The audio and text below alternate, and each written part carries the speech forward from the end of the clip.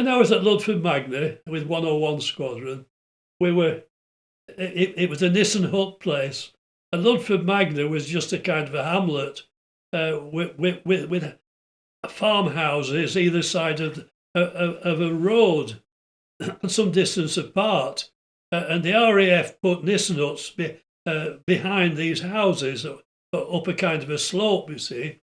And at one side there was the officers and sergeants' mess. The airmen's mess was somewhere else, and then there was the ladies' area, and then there was the area for the senior NCOs and officers.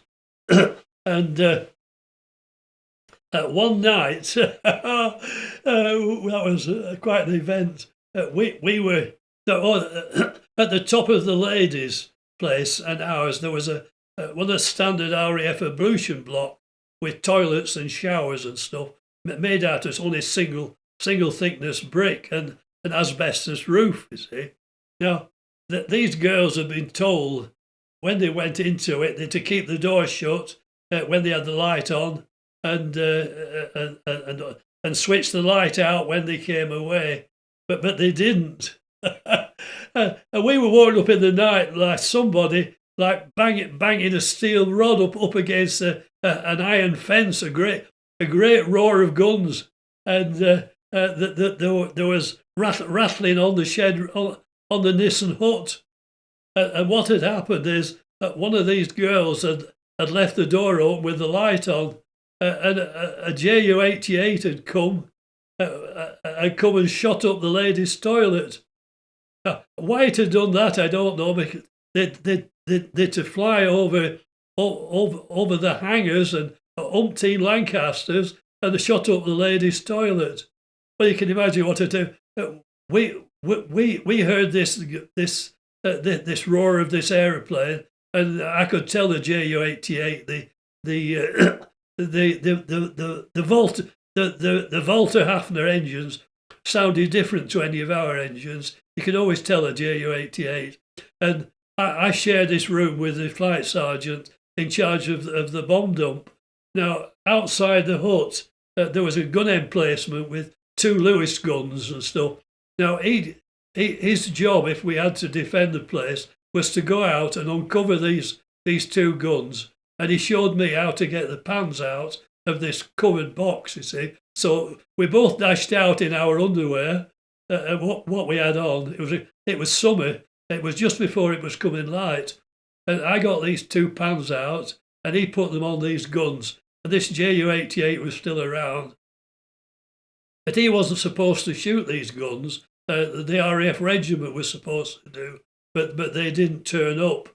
Anyhow, this Ju-88 it left, so we never got a chance to shoot at it, and it dropped some bombs at Binbrook, which was rather an interesting factor, and then it went away. Now we put on some clothes, and there were all kinds of shrieks and things coming from the girls, and we went down onto the road. We went along and up the path, up, and it was just coming light. And we could see that this toilet block had been blasted by this Ju-88. Fortunately, there was nobody in it, but there were girls mucking around. And when we got there was a young lady officer, WAF officer, with a nightdress on and just her uniform jacket on. And we said, could we help? She says, no. He said, I've got enough trouble with these girls without young men around. And, she said, I've got people coming to help. So we couldn't do anything, so we went away. And by 9 o'clock that morning, they got rid of all these girls and put them in houses and farmhouses. They must have had it all planned.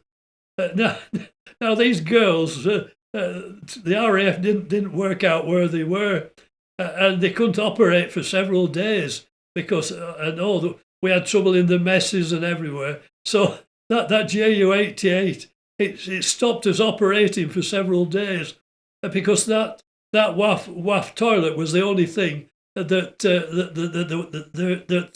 there wasn't a replacement for. Eventually, they got all these girls back, but they didn't help at all. They didn't want to get back, and it caused a lot of trouble, that did.